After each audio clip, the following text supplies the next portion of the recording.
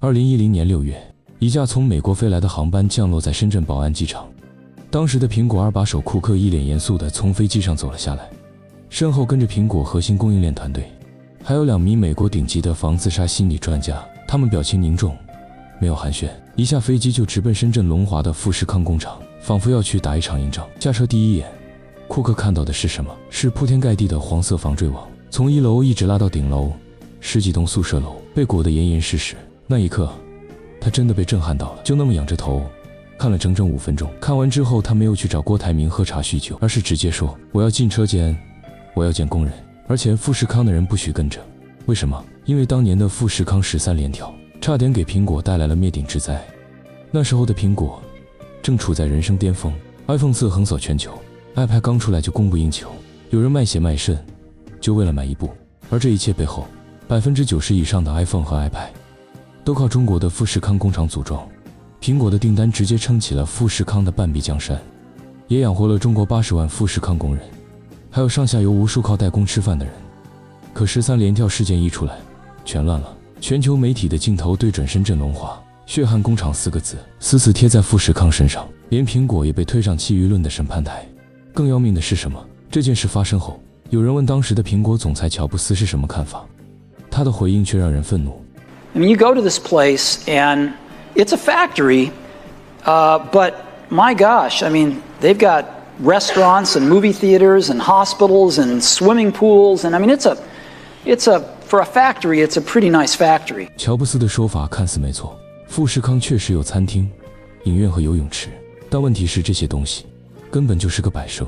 当年的富士康有多离谱？上班不准说话，不准笑，不准走动上厕所、喝水，要先拿离岗证一次不能超过10分钟，超时就扣钱。车间里不设凳子，一天干12个小时是常态，怀孕女工也一样。漏你一颗螺丝，罚抄郭台铭语录300遍，手速慢一点，现场直接开骂。更变态的是，管理层会故意往流水线上扔坏零件，你一时没发现，直接记大过1个月奖金全没。而绝大多数普工的底薪只有500到900块，每个月加班将近100个小时才能勉强活下去。你说这种状态下谁还有心思去什么影院、游泳池？可惜乔布斯不知道这些，他因为这句话直接被骂成弃狗，国家暴跌，媒体抨击，监管调查，一个接一个。苹果当然也可以靠跟富士康撕破脸来挽回声誉，但问题是当时全世界找不出第2家能以同样规模、同样效率组装苹果产品的工厂。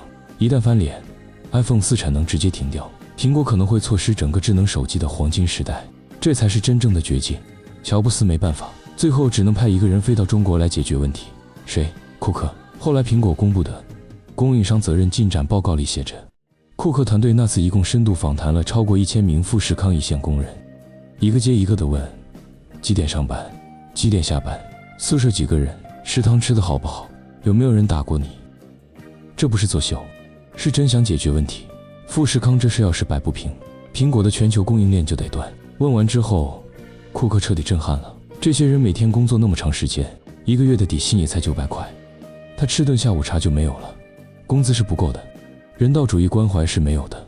一间宿舍住8个人，很多人从进厂到辞职，都跟室友都说不上几句话，因为完全没时间。最恐怖的是什么？是那种无处不在的压抑感，整个厂区没有一点人情味儿，全是冰冷的制度和 KPI， 你连笑一下都可能被骂不认真。更离谱的是，后来跳楼事件发生了，富士康居然让员工签不自杀协议，意思很明白，你死了跟厂区没有半毛钱关系，企业不承担任何责任。库克的调查团队在富士康查了整整3天，3天后，库克直接冲进了郭台铭的办公室，他把报告摔在桌上，提了3个硬性要求。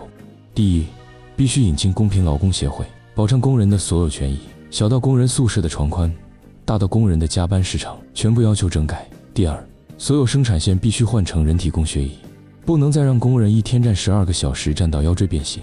第三，也是最狠的一条，工人的基本工资必须涨，不然苹果就把订单转给比亚迪。但没办法，当时苹果就是最大的甲方爸爸，苹果一撤单，富士康直接就垮了。于是奇迹发生了，当天下午富士康就发了通知，普工底薪从900涨到1200，工人每买账300块，够干嘛的？于是富士康再次宣布普工底薪涨到2000块，同时还承诺2013年7月1日前全面符合中国劳动法，每月加班不超过36小时。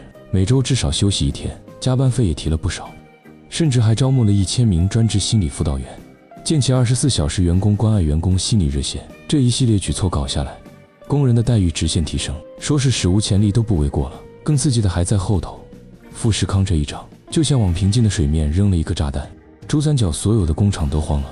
富士康给2000，我只给900，工人全跑了怎么办？于是一场席卷整个珠三角的涨薪潮开始了。康师傅直接涨了26%，其他工厂也一个接一个被涨薪。这还没完，消息传到汽车行业，日产、本田的工人不干了，凭什么电子厂涨，我们不涨？